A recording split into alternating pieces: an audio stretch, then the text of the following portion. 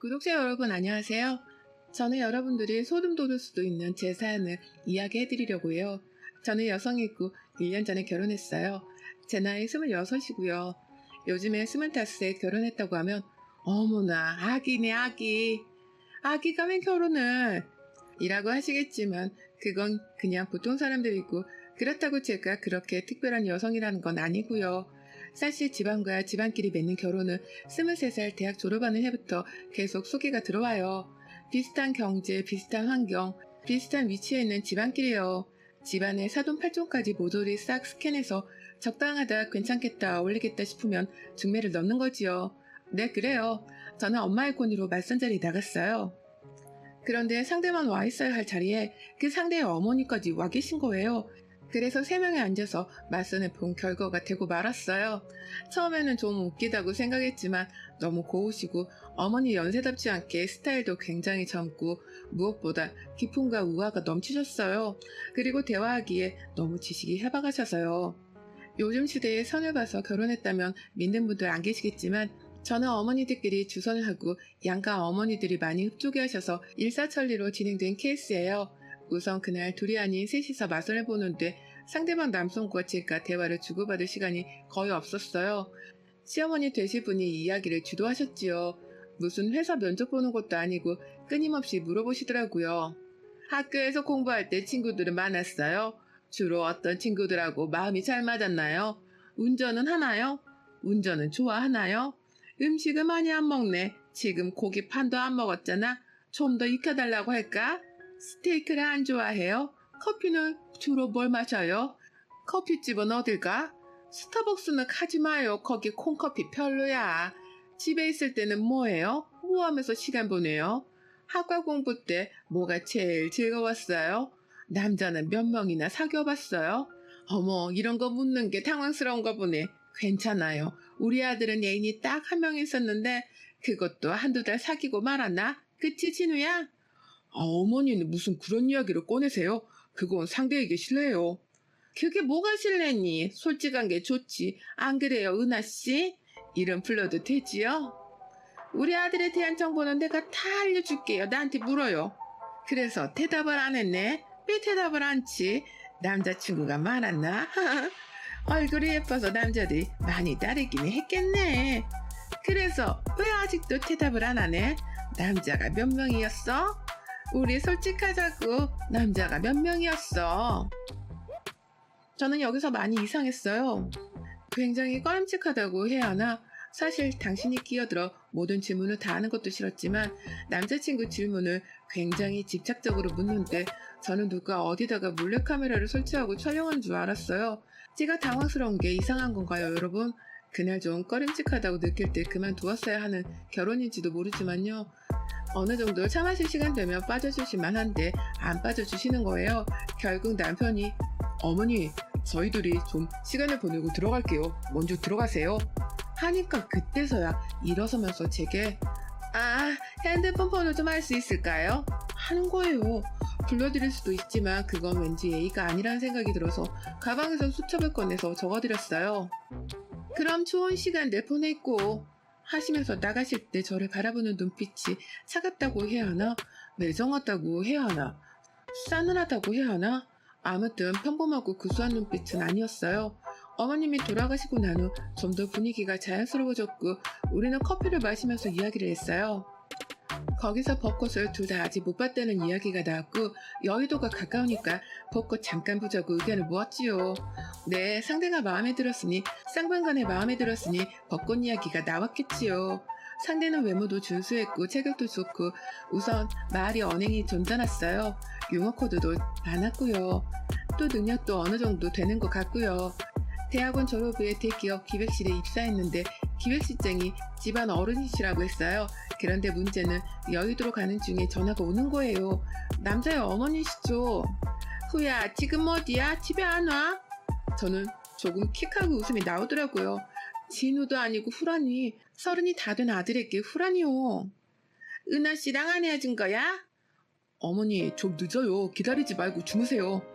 아니, 초면에 그렇게 늦게까지 같이 있겠다고? 그건 실례야. 은하씨가 제 안에서 벚꽃 잠시 보러 가고 있는 중이에요. 그래 알았다. 우선 끊어. 10분 후에 전화가 울리는데 모르는 번호였어요. 받았더니 세상에 진우씨 어머니인 거예요. 은하씨, 우리 후 지금 운전하죠? 네. 은하씨, 우리 후 안전벨트 맨날 좀 파둘래요? 저의 시선은 어느새 진우씨 가슴팍으로 향했어요. 네, 맸어요. 알았어요. 끊어요. 아니 여러분, 이 상황이 이해가 가세요? 제게 전화를 한 것도 상식적으로 이해가 안 가는데 안전벨트를 맸나 확인하러 그날 선본 여성에게 전화를 거는 시어머니 자리라니요. 그리고 그날 자기 볼일 끝나니 끊어요 하고 바로 끊는 이 매너, 무리라고 하기도 그렇고 참 뭐라 표현이 안 되더라고요. 진우씨, 어머니 관심을 많이 받고 사시나 봐요? 했더니 이 남자 하는 말 좀 보세요. 오히려 저를 이상하게 바라보면서 다른 집들도 다 안 그런가요? 아니요, 다른 집은 이렇게 안 그래요. 아들이 운전하는 거 안전벨트 맨날 궁금해서 전화하신 어머니 드물지요. 안전벨트 매는 거는 어떤 부모들 신경 쓰는 일 아닌가요? 당장 눈앞에 보여서 안 매면 뭐라고 한두 마디 하실 수 있어도 이렇게는 안 해요. 이상한데? 저는 어머니가 늘 체크를 하시거든요. 벚꽃을 보면서는 조금 기분이 풀리더군요. 여기저기 전문 커플, 청춘들, 중년 커플들 사진 찍느라 정신없고 우리도 각자 핸드폰으로 각자 사진도 찍어주고 어색하지만 둘이도 찍고 좀 즐거웠고 그래서 기분이 풀어졌어요. 출출해져서 우동집도 들어가서 우동 간단히 먹고 그 사람이 저를 데려다주는 길이었어요. 전화가 또 울려요. 제 폰에요. 번호를 보니 시어머니 자리. 순간 짜증이 확 밀려오는 걸 참고 받았어요. 은하씨, 우리 후랑 아직 같이 있어요? 네. 은하씨, 내가 전화해서 불쾌한가 보네. 지금 우리 후 운전 중인가요? 네. 미안하지만 우리 후 지금 시속 몇 킬로로 밟고 있는지 좀 봐줄래요? 저 지금 65요. 아, 알았어요. 그리고 뚝 바로 끊으시는 거예요. 이 사람이 그렇게 완전히 확 마음에 드는 것도 아니고 시어머니 자리가 너무나 찜찜하고 완전히 사람을 질리게 해서 저는 이 사람 그날로 인연 끝이다 정리했어요. 돌아오는 차 안에서요. 집에 들어오니 엄마가 싱글벙글하면서 얘, 넌 어땠니? 왜? 그냥 그랬어. 예, 저 집에서는 시어머니 자리도 그렇고 그 당사자도 그렇고 네가 그렇게 마음에 든다는구나. 얌전하고 조신하고 요즘 애들 같지 않게 팔랑 까지지도 않고 뭐라더라? 중간 소개해준 친이 아줌마가 난리가 났어. 양쪽 집에서 옷 두 번 얻어입게 생겼다고. 글쎄, 난 뭐 그냥 그래. 왜? 왜? 성격이 이상해? 엄마, 나 지금 피곤하니까 내일 이야기해. 그날 모든 걸 다 잊기로 하고 잠이 들었는데요. 꿈이 하도 희한해서 아직까지도 잊혀지지 않네요. 꿈에서 어떤 달빛 아래 홀로 가는 과부같이 소복을 입은 여인이 교교한 심야의 월화를 홀로 가는 그 고귀한 정의를 표현하듯 저를 바라보며 중얼거리는 거예요. 얼굴빛이 백지장 같았어요. 무섭도록 창백했어요. 그 소복을 입은 여인이 자기 앞에 있는 교자상을 가리키며 그리고 저의 가슴을 똑바로 가리키며 여기 있는 상처럼 넌 그저 방 한 구석을 채우기만 하면 돼. 네가 떠나도 아무도 날 문제 삼지 않을 거야. 네가 있는지 없는지도 모를 거야. 사랑이 아니더라도 상관없어. 그냥 빈 방을 채워주고 머리수를 맞춰주기만 하면 되니까. 다음날 일어날 때 온몸이 뭔가 과위에 눌린 것처럼 힘든데 나이가 어리니까 금방 털어지고 일어나서 스트레칭하면서 요가 자세 몇 번 취하면서 몸의 근육 긴장을 풀어주었어요. 그리고 식사하고 나서 커피 마시면서 엄마한테 다 설명을 해드렸어요. 우리 엄마도 대본에 펄쩍 뛰시며 더 이상 연락하지 말라고 하시더라고요. 야, 그 옆에는 완전히 그거 또라이 아니야? 미친 거야? 그리고 우리 엄마가 중매장이 통해서 이쪽에서는 일을 성사시킬 마음이 없다고 정중히 거절드리고 저는 그 맞선 본 일을 잊었어요. 그리고 한 석 달 지나서 저는 여름휴가를 갔어요. 그리스로요. 정말 한 번은 가고 싶었던 나라라서 그리고 절대적으로 혼자서 여행을 가고 싶었기 때문에 남은 월차 연차 며칠까지 합해서 10박 11일로 갔거든요. 그리스 산토리니 가보신 구독자분들은 아시겠지만 여기에서 시간을 보내다 보면 인생의 세월이 시간이 길었으면 하는 생각이 잠기지요. 화려하진 않지만 단조로움 속에서 꿀같은 휴식을 취하며 시간을 보내고 있었어요. 그리고 빛과도 친해질 수 있는 곳 같았어요. 물론 한국도 해살은 좋은 나라지만 그리스하고는 또 틀리더군요. 저는 이왕 이 나라에서 열흘을 보내기로 한 거 이 나라 사람 같이 지내기로 했어요. 완전히 자유롭게요. 한국 음식도 한국 습관도 싹 버리고요. 그래서 산토리니 현지 민박집에서 민박을 했어요. 여행 4일째 날 또 한국 사람의 한국 여행자가 도착했는데 1등 식당은 왁다치걸 하더라고요. 저는 종일토록 일광욕을 하고 난 다음이라 내려가 인사도 안 하고 바로 잠들었는데 다음날 샤워실 앞에서 그 사람과 부딪힌 거예요. 한국인은 그 사람과 저 단 2명. 얼굴은 단번에 알아봤고 반갑다기보다 어색했지요. 은하씨 맞죠? 성함이 은하씨였죠? 저 누군지 아시겠어요? 네, 알아요. 어떻게 여름휴가 오셨어요? 네. 제가 대답도 짧게 하고 피하고 싶어 하자 이 사람도 어색했는지 샤워실로 들어가서 저는 얼른 아침 먹고 밖으로 나왔고 아침 저녁 식사 때 식당에서 부딪힐 때도 어색하고 아무튼 저는 이 사람과 되도록 안 마주치고 피하고 싶다는 기분뿐이었어요. 그리고 저는 이틀 후 그리스 테살리아 지방으로 옮겼어요. 메테오라 공중에 떠있는 수도원 24개가 세워져 있으며 지금 6개가 남아 일반인들에게 일부 공개가 되고 있는 곳이죠. 인간과 자연의 경이로운 합작품. 저는 사실 성당은 안 다니지만 수도원에 관심이 많았거든요. 민박집을 옮길 때 이 사람이 없었고 저는 이 사람과 인사도 없이 헤어진 거예요. 그런데 이틀 후 테살리아 민박집에서 이 사람과 또 만났어요. 이 사람도 여기 수도원이 궁금해서 여기로 옮겼다는 거예요. 저는 속으로 이건 인연이구나 싶은 마음이 순간 확 들면서 또 왠지 이건 안 좋은 인연 발견하니까 이런 기분도 떨쳐버릴 수가 없었어요. 그 사람 싱겁게 흰 치아를 다 드러내며 말을 붙이더군요. 우리 인연 같지 않아요, 은하씨? 네, 그런 것 같아요. 왜 그렇게 시큰둥해요? 도대체 좀 물어봅시다. 제가 뭐가 그렇게 마음에 안 들어서 아예 딱 전화도 안 받으시고 카톡 확인하셨으면서도 답도 없고 제가 뭐 실수라도 했나요? 설명드리기가 그러네요. 중간 소개시킨 분께 들어서 알고 있겠지만 저는 은하씨가 마음에 들었고 사귀고 싶었어요. 많이 아쉬웠지요. 그렇게 봐주셨다니 감사해요. 은하씨, 저녁 먹고 우리 산책 나가서 맥주 한잔 하죠. 사실 저는 한 일주일 가까이 한국 사람하고 대화 한 번 안 하고 지내려니 슬슬 모국어가 쓰고 싶어지고 모국어를 사용하는 사람 만나니 괜히 눈물겹고 반갑고 또 그 사람이 아는 사람이니 더 반가웠는데 이 사람하고 엮이고 싶지 않아서 피한 거거든요.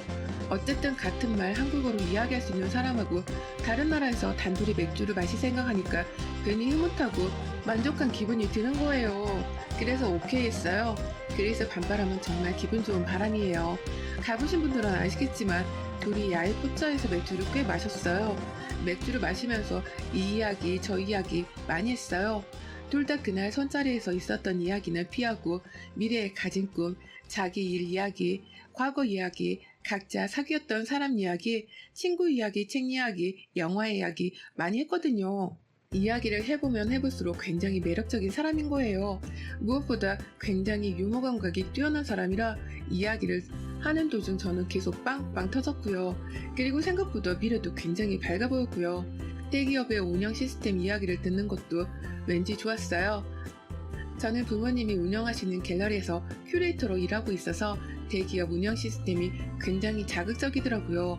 맥주를 둘 다 많이 마시고 숙소까지 걸어서 오는데 맥주를 많이 마셔서 갑자기 소변이 너무 급한 거예요. 맥주 마시면 아시죠? 갑자기 급해지면 정말 참을 수 없는 기분이 드는 거예요. 게다가 이미 만취 상태였고요. 제가 어쩔 줄을 몰라 하자 그 사람이 저를 끌고 길가 한구석으로 가더니 자기 겉셔츠를 벗어서 가려주는 거예요. 뭐요? 하는 거예요. 저는 놀라고 민망해서 어떡해요? 하면서도 일단 누고 싶다는 생각도 간절했어요. 뭐 어때요? 노상방뇨라고 걸려서 잡혀가면 잡혀갑시다. 급한데 싸고 봐요. 에라이 모르겠다 주저앉아 쌌어요. 정말 살 것 같더군요. 이 남자. 소리 한번 요란하네. 저는 소문 보면서도 빵 터진 거예요. 남들이 보면 완전 미친 여자 같았을 거예요. 취해서 얼굴은 뻘겋고 그 와중에 노상방뇨하고 그 와중에 미친 여자처럼 깔깔깔 하고 웃었으니까요. 지금 와서 돌이켜보면 이 순간이 가장 낭만이었고 눈물나게 아름다운 시간이었어요. 이 남자와 처음이자 마지막으로 그날 그렇게 노상방뇨하고 다시 모래길을 걸어서 숙소로 걸어오는데 이 남자가 또 그래요. 잠깐 멈춰봐요. 슬리퍼 좀 봐봐요. 걷는 게 왜 그래요? 하면서 무릎을 꿇더니 제 발을 슬리퍼에서 벗겨서 슬리퍼에 가득한 모래를 털어주는 거예요. 전 이 순간에 이 남자에게 폭 빠진 거예요. 이 사람 어머니고 뭐고 아무래도 좋다는 생각이 들었어요. 그날 숙소 방문 앞에서 헤어지다 누가 먼저랄 것도 없이 둘이 부둥켜 안으며 우리는 내 방으로 들어와서 미칠 듯하게 뜨거운 시간을 보냈어요. 그 다음 날도 같이 보냈고 그 다음 밤에도 정말 뜨거운 시간을 보냈고요. 저는 처음이었고 이 사람은 능숙했어요. 여자친구 한 번 사귄 게 다라더니 정말 아무것도 모르는 제가 느끼기에도 굉장한 선수란 느낌이 들더라고요. 한국에 같이 들어왔고 우리는 다른 남녀들처럼 연애했어요. 이 사람은 건강한 남성이었고 정상적인 남자였고 정상이고 건강한 남녀가 순간 조심을 안 한 그 순간 바로 임신이 되더라고요. 저는 중절을 해야겠다고 생각했어요. 막상 이 사람 보고 결혼을 이어 생각하니 다시 눈앞에 부응하고 가득 떠오르는 이 사람의 이상한 어머님. 이 사람에게 임신 사실을 숨기고 있었는데 우연히 제 핸드폰을 본 이 사람 산부인과 예약된 카톡 메시지를 봤는지 펄펄 뛰더군요. 진우씨 그거 아주 비매너야. 부부 사이에도 핸드폰을 안 보는 거 몰라? 하물며 우리는 그냥 연인일 뿐이야. 연인 사이일수록 더 조심해야 하는 게 폰 프라이버시 침해하는 거. 그거 굉장히 중요한 거야. 나 아주 기분 나빠 지금. 너 기분 나쁘고 말고가 중요해? 지금 이 순간에? 뭐? 산부인과는 뭐야? 너 아기 생겼지? 그래 중절할 거야. 토요일이야. 미쳤구나. 누구 마음대로 중절을 해? 그게 너만의 아이야? 그는 결혼하자고 저를 설득했어요. 사랑한다고요. 아이를 낳자고요. 아이를 중절하는 거 명백히 살이나 다름없다고요. 도대체 이유가 뭐냐고 물었어요. 저는 그때서야 그의 어머니에 대한 이야기를 처음으로 꺼냈어요. 만약 그 사람이 선분날처럼 자기 어머니와 자기는 전혀 문제가 없는 모자 사이라는 걸 이야기했으면 저는 두 말도 않고 그 사람과 헤어지고 중절했을 거예요. 그런데 이 사람 현명한 게 수긍하더라고요. 이상하게 비춰줄 수도 있겠고 다시 생각해보니 이상하다고요.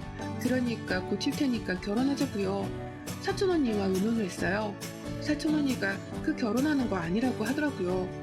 결혼 전에 별 문제 없어 보이는 시어머니도 막상 결혼해보면 문제가 계속 드러나고 서로 맞춰 살기 힘든데 그런 눈에 띄게 이상한 시어머니일 경우에야 말을 무엇하냐고요. 절대 결혼하지 말라고 뜯어 말리더라고요. 저는 헤어짐을 결심했고 그에게 이별을 통보했어요. 며칠 후 그 사람 어머니에게 전화가 오더라고요. 잠들기 전 시간이라 길고 차분한 통화를 할 수 있었어요. 통화 내용을 쭉 정리해보자면 내가 그동안 우리 후하고 은하씨하고 사귀는 거 알면서도 일찍 간섭안 거는 은하씨가 아무래도 나 때문에 뜨악하는 것 같아서 둘의 연애를 철저히 모른 척 했는데 지금은 안 되겠네요. 은하씨, 내가 신경이 좀 예민해서 약을 먹고 조절하는 중에 있는 사람이에요. 그래서 은하씨에게 이상하게 비춰졌을 수도 있는데 내가 예민해서 그렇다. 미안하다. 앞으로는 내가 간섭 안 할 테니까 둘이 감정 좋으면 결혼해라. 진우가 많이 괴로워한다. 임신까지 했다면서 아이를 지우는 건 그건 정말 해서는 안 되는 짓이다. 내가 조심할 테니 다시 생각해라. 내가 뭐라고 시어머니가 마음에 안 든다고 남자와 아이를 동시에 버리냐. 어제는 진우가 술 먹고 들어와서 소리내서 울더라. 남의 집 아들 가슴을 이렇게 아프게 하는 거 그거 하는 거 아니다. 은하씨도 우리 아들 좋아서 사귄 게 아니냐. 이런 거예요. 솔직히 어머니 말보다 이 남자가 울면서 괴로워한다는 말에 마음이 꺾였어요. 어떤 남자가 나를 위해 울 것이냐를 나와 헤어진다고 우는 남자. 이 각박한 세상에 드물지요. 저는 이 남자와 결혼하기로 마음을 바꿨어요. 시어머니께서 또 저렇게 사과를 하시고 본인 문제를 조금 알고 계시고 고친다고 하시니까 그 말을 믿어보기로 했고요. 그 생기신 모습답게 배우신 분답게 지성을 가지고 저를 대해주실 거라 그렇게요. 그렇게 마음을 먹고 잠자리에 드니 몸이 날아갈 듯 가볍더군요. 잠을 자는데 그날 밤 또 꿈을 꿨어요. 퇴마사 비슷한 목소리의 여자가 무당히 퇴마를 부르듯 저를 바라보면서 제 얼굴을 찢을 듯이 노려보면서 웅얼거리는 거예요. 허면인이란 엇거지라 네 만나게 하고 시도보도 꼭은 얼려도 휘잡으며 그 사은정도 없는 것지 몰라. 꿈에서지만 저는 제대로 안 들려서 되게 안타까웠어요. 기괴한 단어의 조합도 그렇고요. 뭐라고요? 다시 한번 말씀해 주세요. 어쩌인이라는 인도라. 목소만 나를 적게 하. 다시 아보도 꼭담 얼로를 휘잡으며 그 사은 정로는 없는 것지도 뭘. 무슨 말인지 도대체 모르겠는 거예요. 여러분들은 아시겠어요? 저는 찢어지는 마음으로 안타깝게 다시 물었어요. 죄송해요. 제가 못 들었어요. 알아들을 수 있게 말해주세요. 재밌게 들으셨어요? 다음 시간에 2편으로 이어 올려드릴게요. 감사합니다.